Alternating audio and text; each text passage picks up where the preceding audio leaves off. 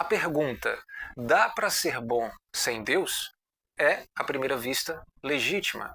Ela parte de uma inquietação moral e filosófica, mas o problema é que ela já carrega dentro de si uma premissa distorcida. A ideia de que bondade é apenas um comportamento ético superficial e que pode ser separado do fundamento último da existência, o próprio Deus. Quando se pergunta se é possível ser bom sem Deus, está se ignorando que Deus não é apenas uma figura religiosa. Ele é a fonte de todo bem, o padrão absoluto do que é moral, justo e verdadeiro. Fora dele, toda bondade é relativa, circunstancial e oscilante. A bondade, no conceito bíblico, não é apenas agir de maneira gentil ou empática. A verdadeira bondade é fruto do Espírito, como lemos em Gálatas capítulo 5, verso 22. Ela não nasce do coração humano, mas da regeneração operada por Deus. O homem natural pode fazer atos de bondade, mas não é essencialmente bom. O próprio Jesus, em Marcos capítulo 10, verso 18, disse: "Por que me chamas bom? Ninguém é bom senão um, que é Deus." Aqui ele afirma a fonte da bondade, Deus. Ou seja, se você tira Deus do centro, a bondade vira uma convenção social, subjetiva e frágil. Correntes do ateísmo afirmam que a moralidade pode existir sem religião, mas confundem religião com revelação. O que sustenta a moral não é simplesmente pertencer a uma religião, mas reconhecer que existe um padrão eterno de justiça estabelecido por um Criador. Essas linhas de pensamento também afirmam que basta empatia e consciência para agir com ética. Mas quem define o que é empático? Quem define o certo e o errado quando a bússola moral é o próprio ser humano? A história está cheia de ideologias que foram empáticas para uns e genocidas para outros. A consciência pode ser moldada, anestesiada ou cauterizada, como está em 1 Timóteo capítulo 4, verso 2. Adolf Hitler agia em consciência. Escravocratas justificavam suas ações em consciência. A consciência, sem estar submetida à verdade de Deus, é um campo minado. Quando Caim matou Abel, ele não estava agindo contra uma lei humana, mas contra uma lei moral inscrita por Deus no coração do homem. O pecado sempre foi uma transgressão da ordem divina, mesmo antes da lei de Moisés. A Bíblia afirma que todos pecaram e destituídos estão da glória de Deus. Paulo fala isso em Romanos capítulo 3, verso 23. Isso significa que não há nenhum justo, nenhum sequer. Mesmo os atos de bondade do ser humano caído estão contaminados pela motivação egoísta. Isaías capítulo 64, verso 6 declara: "Todos nós somos como o imundo e todas as nossas bondades são como trapos de imundície." Deus não olha apenas para o que fazemos, mas o porquê fazemos. E sem ele, até a nossa bondade tem cheiro de soberba. Muitos ateus mencionam que a Bíblia mostra personagens com haréns e comportamentos morais duvidosos. Sim, e é justamente porque a Bíblia não é um livro de moralismo, mas de redenção. Ela mostra a queda do homem e a graça de Deus em restaurá-lo. A narrativa bíblica não valida os erros dos reis ou dos patriarcas. Ao contrário, os expõe. Davi, o homem segundo o coração de Deus, sofreu severas consequências por seu adultério e assassinato. A Bíblia é honesta demais para esconder as falhas humanas. A ideia de que a religião foi usada para justificar escravidão, guerra e opressão é verdadeira, mas isso não condena a fé, condena o mau uso da fé. A perversão da religião é culpa do homem, não de Deus. Jesus nunca aprovou violência religiosa. Ele disse a Pedro: "Guarda tua espada, pois quem com ferro fere, com ferro será ferido." Mateus capítulo 26, verso 52. A verdadeira fé cristã nunca se impõe pela força, mas pela convicção e pelo amor. Ao contrário do que dizem muitos ateus, o Evangelho não produz exclusão, minha gente, mas inclusão. Em Cristo não há judeu nem grego, escravo nem livre, homem nem mulher. Todos são um em Jesus. Gálatas capítulo 3, verso 28. Ele não constrói muros, mas pontes. A moral cristã não se baseia em medo, mas em amor. O crente não faz o bem para ganhar o céu, pessoal, ou evitar o inferno. Ele o faz porque ama aquele que o salvou. O argumento de que é possível ser bom sem ter medo do inferno pode parecer bonito, mas ignora o real problema. O pecado não é apenas um erro social, é uma ofensa pessoal contra um Deus santo. A motivação da ética bíblica não é só horizontal, mas vertical. Muitos que são contrários ao cristianismo usam o argumento da fé de controle, mas esquece que o mundo sem fé em Deus é um caos. A história do século XX mostra isso. Os regimes mais antirreligiosos, como o comunismo ateu de Stalin e de Mao Tse-tung, por exemplo, mataram milhões em nome da razão humana. Quando o homem se torna o seu próprio Deus, a moral desaba, porque a criatura não pode sustentar o peso do que é absoluto. Ela acaba moldando a moral conforme o seu desejo. E isso é o que a Bíblia chama de fazer o que é reto aos próprios olhos. O relativismo moral que o ateísmo defende é o mesmo que justifica aborto, eutanásia, adultério, pornografia infantil consentida e outras atrocidades ditas progressistas.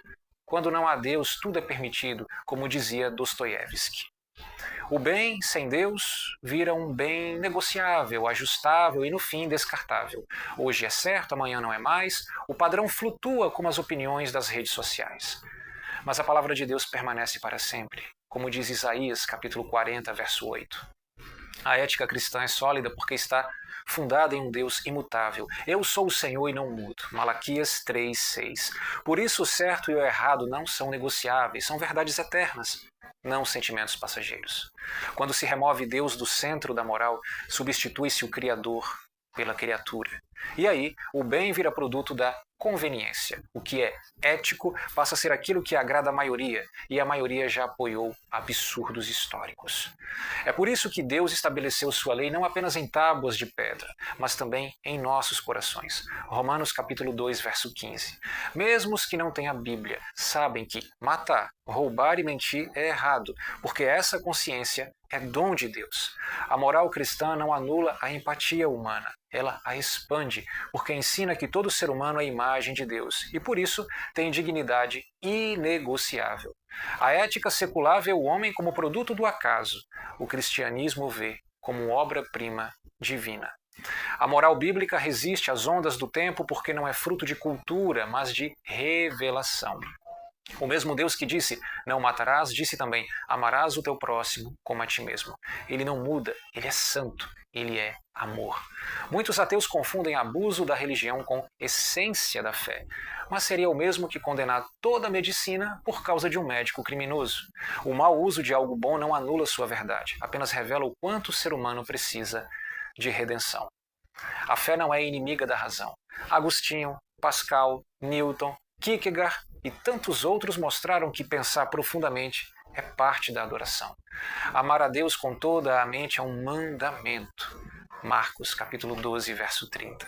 O mundo precisa de uma moral que não dependa das emoções. Emoções mudam. O mundo precisa de uma moral que não dependa da maioria. A maioria erra. O mundo precisa de uma moral que esteja acima da cultura. E só Deus oferece isso. Por isso, a resposta bíblica pergunta: dá para ser bom sem Deus? É não. Não no sentido pleno, santo, eterno.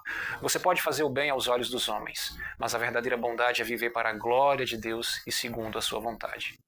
O grande erro de muitos que defendem a moralidade independente de Deus é confundir a empatia natural com padrões morais objetivos.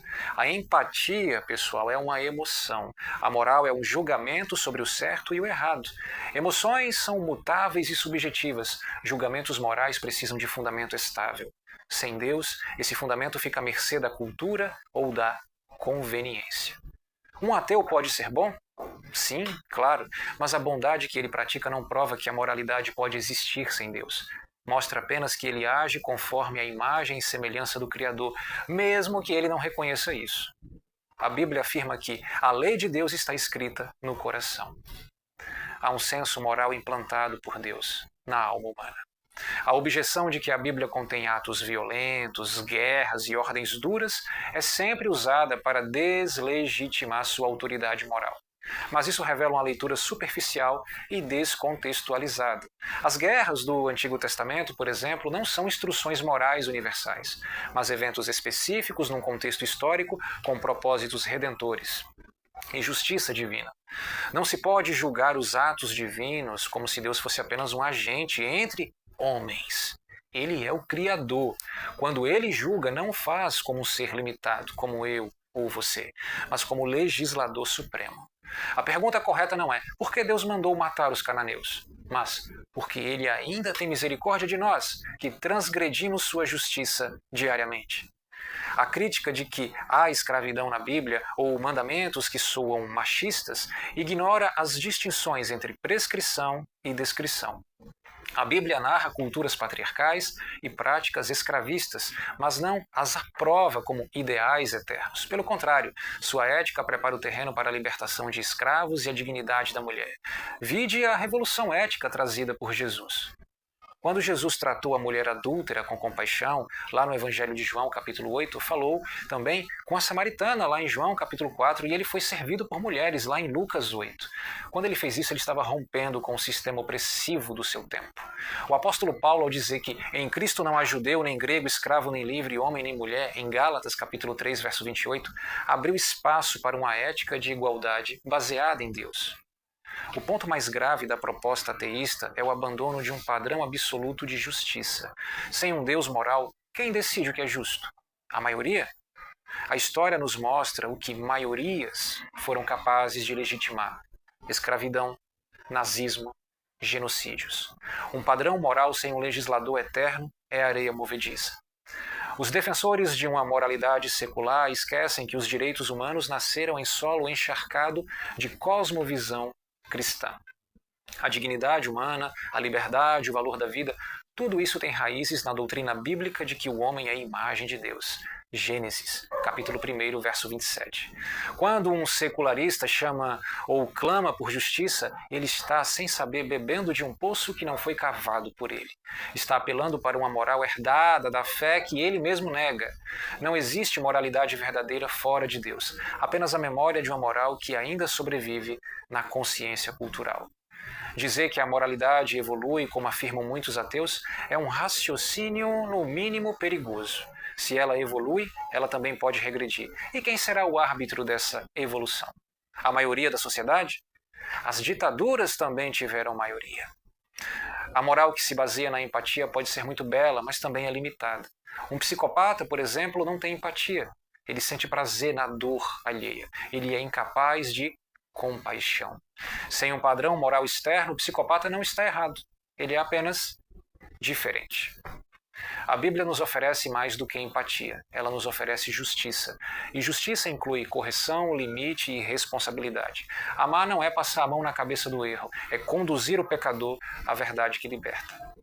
A ideia de que Deus não é necessário para a bondade é sedutora para um mundo que quer ser o seu próprio Deus.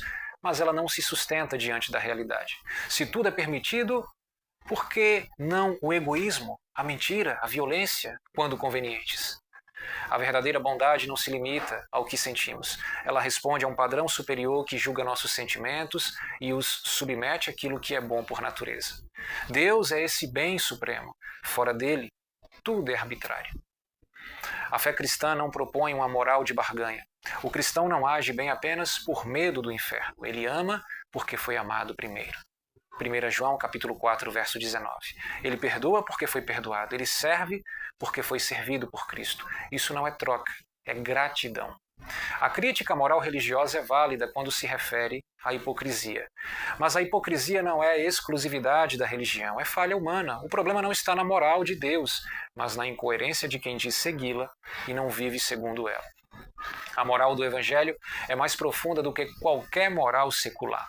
Ela nos manda amar os inimigos, perdoar 70 vezes 7, dar a outra face, orar por quem nos persegue. Isso não nasce da razão nem da empatia natural. Nasce do Espírito Santo. O mundo ocidental só tem a liberdade de expressar críticas à religião porque foi moldado por princípios religiosos que exaltaram o valor do indivíduo, a dignidade da vida e a liberdade de consciência. Sem isso, a crítica sequer seria permitida. Dizer que podemos ser bons sem Deus é possível na prática, mas impossível em essência, porque sem Deus a bondade não tem critério. Ela vira uma preferência cultural como uma moda passageira. E isso não sustenta nenhuma sociedade. Quando uma sociedade rejeita Deus, o próximo passo é a rejeição do outro. O século XX, com seus regimes ateístas, comunismo, nazismo, totalitarismos, provou isso com sangue. Foram os regimes que mais mataram em nome do homem. O ateísmo promete liberdade, mas entrega desorientação. Promete racionalidade, mas entrega relativismo. Promete paz, mas entrega ausência de propósito. A moral laica é uma casa sem alicerces, bela por fora, frágil por dentro. Em contraste, a fé cristã nos oferece coerência, justiça, misericórdia e esperança. Uma moral baseada em Deus é mais exigente porque nos chama a santidade, mas também é mais profunda porque nos aponta para o sentido eterno da vida. O que vemos hoje é uma tentativa de retirar Deus do debate moral para legitimar estilos de vida e filosofias que se opõem à santidade. Mas tirar Deus do caminho não resolve o problema, só o agrava. Ética não é apenas comportamento, é convicção, é fundamento, é raiz. Quando a raiz é Deus, o fruto é justiça. Quando a raiz é o relativismo, o fruto é a conveniência. Quando Jesus foi interrogado sobre o maior mandamento, ele disse: amarás o Senhor teu Deus de todo o teu coração, e ao teu próximo como a ti mesmo. Está lá em Mateus capítulo 22, dos versos 37 a 39. A ordem importa sim, primeiro Deus, depois o próximo. Quem ama Deus, aprende a amar o seu semelhante. Vários grupos de ateus defendem uma moralidade que caminha com autonomia, mas a autonomia é uma ilusão quando falamos de moral. Toda moral carrega em si uma autoridade. Se não for Deus, será o Estado. Se não for o Estado, será a mídia, o grupo, etc. Alguém sempre será o padrão. O grande problema da moralidade sem Deus é que ela não possui âncora. Ela se move conforme o vento das paixões humanas. E quem define o que é bom? Quando cada um vira sua própria lei. O cristianismo não teme a dúvida, mas responde à dúvida com luz. A Bíblia não nos chama a uma fé cega, mas uma fé informada, provada, enraizada na palavra e vivida na prática. Ser bom sem Deus é possível em aparência, mas em essência a bondade verdadeira é fruto do Espírito. Está lá em Gálatas, capítulo 5, versos 22 e 23. A bondade não é produzida pela carne, nem pela razão. É obra divina em corações rendidos. A ética de Cristo vai além da mera empatia. Ela nos ordena: negue-se a si mesmo, tome a sua cruz e siga-me. Evangelho de Marcos, capítulo 8, verso 34. Isso é contra a natureza humana. Só o Espírito pode gerar esse tipo de moral. A fé que transforma o caráter não é um sistema de regras, mas uma experiência com a graça. E essa graça nos ensina a viver de forma sóbria, justa e piedosa. Tito, capítulo 2, versos 11 e 12. Esse é o padrão da moralidade cristã. Sem Deus, os mandamentos viram sugestões, os princípios viram preferências e o bem vira apenas um consenso momentâneo, sujeito a mudanças e manipulações. O amor ao próximo, que não nasce de Deus, tende a ser seletivo. Ele ama quem é fácil amar. O amor de Deus revelado em Cristo nos chama a amar, inclusive, os que nos odeiam. Isso é moralidade transcendente. A proposta de uma moral sem Deus pode até parecer libertadora. Mas no frigir dos ovos, ela apenas substitui um Senhor por outro. E nenhum Senhor é mais justo e amoroso do que o Senhor Jesus. A moralidade cristã é fundamentada em um Deus que é justo e amoroso, que pune o pecado, mas oferece perdão, que exige retidão, mas dá força para vivê-la. Isso é mais do que ética, é redenção. A moralidade baseada em Deus não oprime, liberta, ela nos tira do egocentrismo, nos faz viver para a glória de Deus e o bem do próximo. Isso é o oposto do controle, é entrega. O Evangelho transforma o coração, e um coração transformado vive uma vida ética, não por medo, mas por amor, por gratidão, por consciência de que tudo é para Deus. Quando o cristão diz que a verdadeira moralidade vem de Deus, ele não está dizendo que os ateus são incapazes de boas ações. Não é isso. Ele está dizendo que só em Deus o bem tem raiz, propósito e consistência eterna. Ser bom sem Deus é como uma flor cortada, bela por fora, mas separada da raiz que a sustenta. Ela ainda cheira bem, mas vai murchar. Só em Deus a bondade floresce e permanece. Enfim, a moralidade sem Deus é possível? Talvez, mas é frágil, instável, subjetiva e desprovida de eternidade. A moralidade com Deus revelada em Cristo é santa, justa, amorosa e eterna. E é essa que transforma o mundo, não por força, mas pelo poder do amor do Redentor.